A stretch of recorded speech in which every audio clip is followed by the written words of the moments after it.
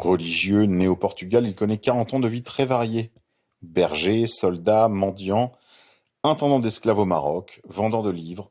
Un sermon de Jean d'Avila l'oriente en 1539 vers une vie plus évangélique. En 1540, il se fixe à Grenade, en Espagne, où il fonde un hôpital qui sera la base du nouvel ordre des frères hospitaliers de Saint-Jean-de-Dieu. Canonisé en 1690, il est déclaré patron des malades et des hôpitaux en 1886. Habité de questions métaphysiques, épris d'absolu, il était capable de tous les revirements et de toutes les contradictions, contemplatif et actif à la fois.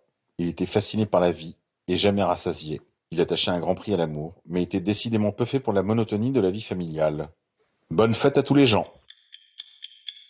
Grand remplacement. Le Danemark est la première nation européenne à renvoyer les réfugiés syriens en leur assurant qu'ils peuvent rentrer chez eux, en assurant que leur pays est désormais en sécurité, via le dailymail.com. Macronie, liste des 50 premiers donateurs de Macron. 50 premiers donateurs pour la création de son mouvement politique. Lisez donc, vous comprendrez mieux, via aurore au pluriel.org. Aurore.org rend public la liste des 50 premiers donateurs de Macron. Nous rendons public la liste des 50 premiers donateurs de En Marche, mouvement politique créé par l'alors ministre de l'économie Emmanuel Macron, avec l'aide de quelques banquiers et personnels de Bercy, recrutés et rémunérés par l'argent du contribuable, afin d'aider à la promotion du candidat. Ces 50 personnes ont toutes contribué à la création du mouvement plusieurs mois avant l'annonce de sa création. Parmi eux, apparaissent certains des personnages clés du quinquennat, récompensés pour leur générosité. Il en va ainsi de Dominique Boutonnat, donateur de 7 500 €, propulsé à la tête du CNC, ou Centre national de la cinématographie, 3 ans plus tard, malgré de l'indignation générale, et par la suite maintenu en poste, malgré sa mise en examen pour viol et pédophilie. Monsieur Boutonnat, outre son don, avait organisé une collecte de fonds au sein du siège de Rothschild, ancien employeur de Monsieur Macron, lors d'une soirée avec champagne à volonté, financée par ce dernier.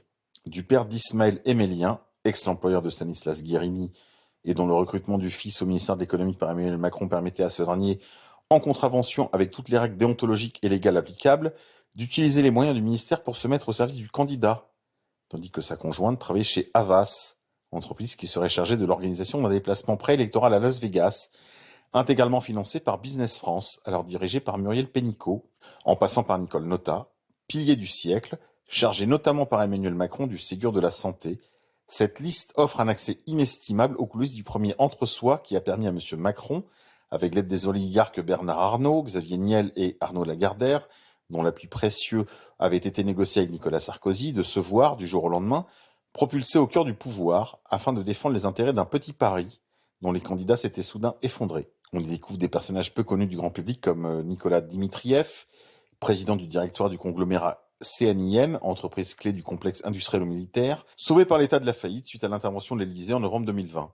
En échange de services rendus, la question reste posée, d'autant plus que cet apport personnel du président du directoire du groupe à un stade particulièrement précoce de la campagne n'a, selon toute vraisemblance, pas été la seule contribution du conglomérat au financement de celle-ci.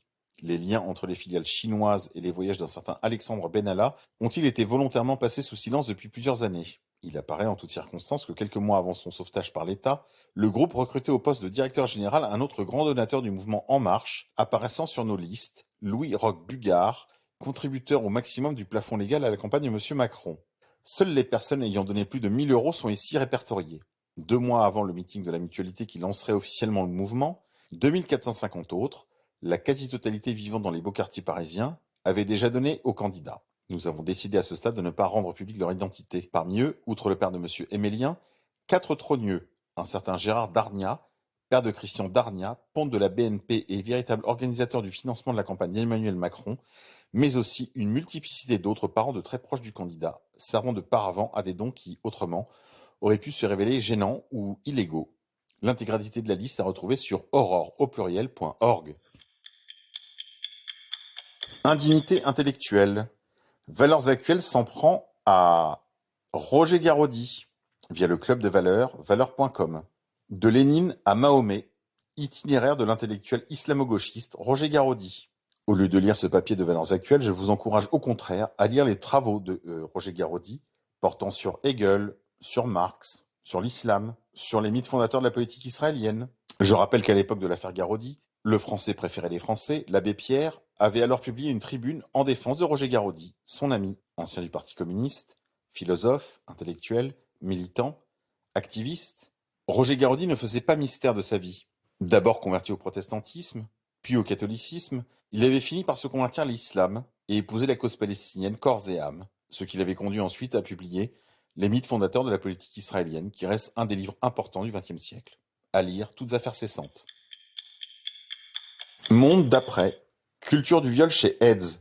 15 salariés de l'ONG engagés contre le sida brisent l'omerta. Main aux fesses, dick pics, presque banal. Parfois, cela va plus loin. 15 salariés témoignent de ce qu'ils ont subi et dénoncent une culture du viol au sein de l'association de lutte contre le VIH, AIDS, via streetpress.com.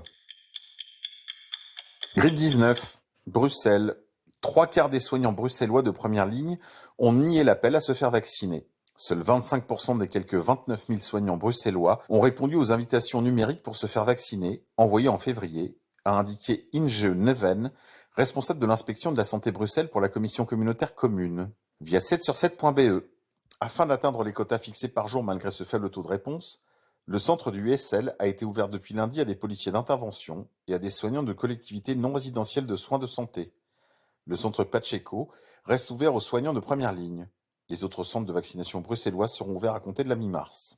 Les soignants de première ligne dont les réponses sont attendues sont les dentistes, les ORL, les généralistes, les infirmières à domicile, les pharmaciens ou encore les kinésithérapeutes. Ils ont reçu lundi 11 000 invitations par courrier et 18 000 arriveront encore d'ici mercredi. Inge Neven avance que cet envoi postal permet de s'assurer que l'invitation parvienne bien aux personnes qui n'auraient pas encore encodé une adresse e-mail ou dont l'adresse est incorrecte, ou encore pour les soignants dont l'invitation digitale est arrivée dans les spams. Les résidents et le personnel des maisons de repos ont quasiment tous déjà été vaccinés. Les administrations dans les hôpitaux approchent de la fin. Les vaccinations dans les collectivités résidentielles de soins de santé ont été initiées cette semaine pour les soignants. Après des retards dans les livraisons de vaccins, la capacité de vaccination va aller crescendo cette semaine au centre du SL. Il est question ce mardi de 1000 doses AstraZeneca par jour, puis s'ajoute mercredi 1000 Pfizer. Ce sont 3000 doses par jour, à savoir 2000 AstraZeneca et 1000 Pfizer, qui vont pouvoir être administrées vendredi et samedi au centre du SL. Et si les Français en prenaient de la graine? 75% de refus, chers amis, 75% de refus chez les soignants. On fait pareil? Insolite, grippe 19, une vingtaine de journalistes de BFM TV ainsi que des médecins surpris dans un restaurant clandestin à Paris. Fin février, dans un restaurant clandestin situé à proximité du siège de la chaîne BFM TV à Paris, une vingtaine de journalistes de la chaîne d'information en continu ainsi que des consultants de santé ont été interpellés par la police. Selon nos informations, ils auraient été verbalisés. La chaîne dément. C'est une information apportée par le Canard enchaîné. Dans sa dernière édition, parue ce mercredi 3 mars, il y a une semaine, le 24 février dernier, peu avant minuit, des policiers ont effectué un contrôle dans un restaurant clandestin situé à proximité du siège de la chaîne télévision BFM TV à Paris. D'après nos confrères, des journalistes de la chaîne Info étaient présents dans ce restaurant, un établissement à la mode, qui se vante de se trouver au carrefour des grands médias. À leur côté, des consultants santé, dont des cadres de la PHP, et un gradé de la brigade des sapeurs-pompiers. Le gérant du restaurant clandestin a été placé en garde à vue pour mise en danger de la vie d'autrui. 20 personnes sur la place ont été verbalisées par les forces de l'ordre en raison de la pandémie de Covid-19 qui oblige les restaurants à fermer leurs portes depuis plusieurs mois. Le Canard enchaîné qui dévoile l'affaire ne manque pas d'ironiser. Suggestion pour le prochain reportage, dans l'arrière-cuisine de BFM. De son côté, le magazine Capital indique que le restaurant Aux Trois Présidents est situé au rez-de-chaussée du groupe Altis, propriété de BFM TV, RMC ou SFR, et appartient en personne au PDG du groupe Patrick Drahi. Une source interne au groupe précise à Capital que le personnel du groupe audiovisuel était composé de techniciens de production, de journalistes sportifs de RMC Sport, d'anciens journalistes de Mediasport, d'intermittents et de personnels médicaux de l'hôpital Georges Pompidou, qui ne sont pas des consultants de BFM TV. Dans la soirée, le directeur général de BFM TV, Marc-Olivier Fogiel, a indiqué sur Twitter qu'aucun journaliste ni consultant de BFM TV n'a été arrêté dans un restaurant clandestin à Paris fin février. BFM TV n'est pas à une fake news près. Couillonavirus. Le professeur Raoult alerte sur la consommation de la chicha et va lancer des travaux sur ce domaine. Dans cet entretien à la Provence.com, le professeur Raoult valide la pandémie. Il valide les vaccins, il valide les masques et il valide les contaminations par contact. Il explique que les chichas sera responsable de nouveaux clusters. Voilà, c'est fait, le professeur Raoult a tombé le masque. C'est une opposition contrôlée et un faux résistant. Édition. Le nouveau livre de Youssef Indy, L'autre Zemmour, disponible aux éditions Contre-Culture, se classe 76e sur le site Amazon.fr, juste derrière le livre d'Éric Zemmour, Destin français, qui est classé 75e. Il n'a aujourd'hui que 23 commentaires. Je ne saurais trop vous recommander de l'acheter sur le site de Contre-Culture, de le lire et de poster un commentaire sur le site d'Amazon.fr. Provocation. Accusé d'inciter à la discrimination, à la haine et à la violence, Génération Identitaire dissout en Conseil des ministres. Gérald Darmanin a annoncé mercredi la dissolution de ce mouvement, qui présente selon lui le caractère d'une milice privée. Si on ne peut souscrire à toutes les lignes de travail des Générations Identitaires, une chose est sûre, on ne peut pas accepter leur dissolution.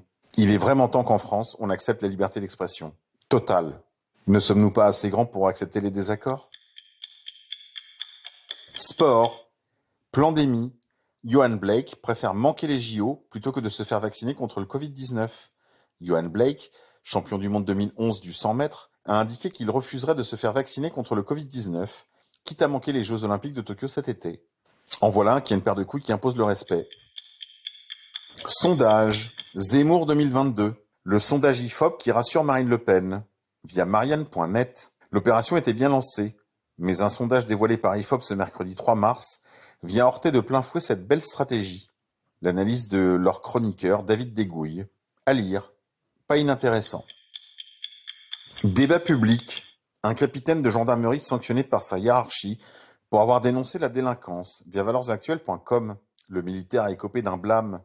L'une des plus lourdes sanctions qui puisse être infligée à un officier français pour être sorti de son devoir de réserve en publiant un livre. Puni pour avoir dit tout haut ce que beaucoup pensent tout bas.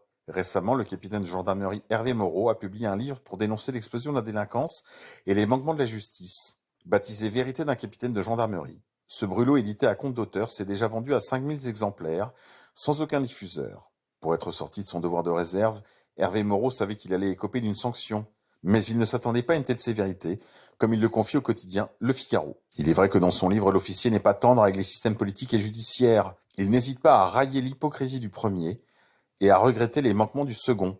Malgré le formidable travail mené sur le terrain par les gendarmes et les forces de l'ordre en général, combien de fois ai-je vu des auteurs d'agressions interpellés en flagrant délit ou après une enquête minutieuse, ressortir sans aucune condamnation, avec dans les yeux une expression de défi, s'insurge-t-il dans son ouvrage. L'objectif maintenant pour Hervé Moreau, quitter les drapeaux et s'engager en politique pour se présenter en juin 2022 aux élections législatives à Beaune, en Côte d'Or. Grand remplacement. La justice durcit le ton en faveur des migrants à Menton. Le tribunal administratif donne 8 jours au préfet des Alpes-Maritimes pour donner à des associations un accès ponctuel à une zone de rétention. Les portes de l'Italie sont grandes ouvertes, mais le grand remplacement reste une théorie du complot. Allez, c'est tout pour aujourd'hui les confinés. Je vous dis à demain, on se quitte en musique. Ce matin, je vous propose Project Pitchfork, God Wrote.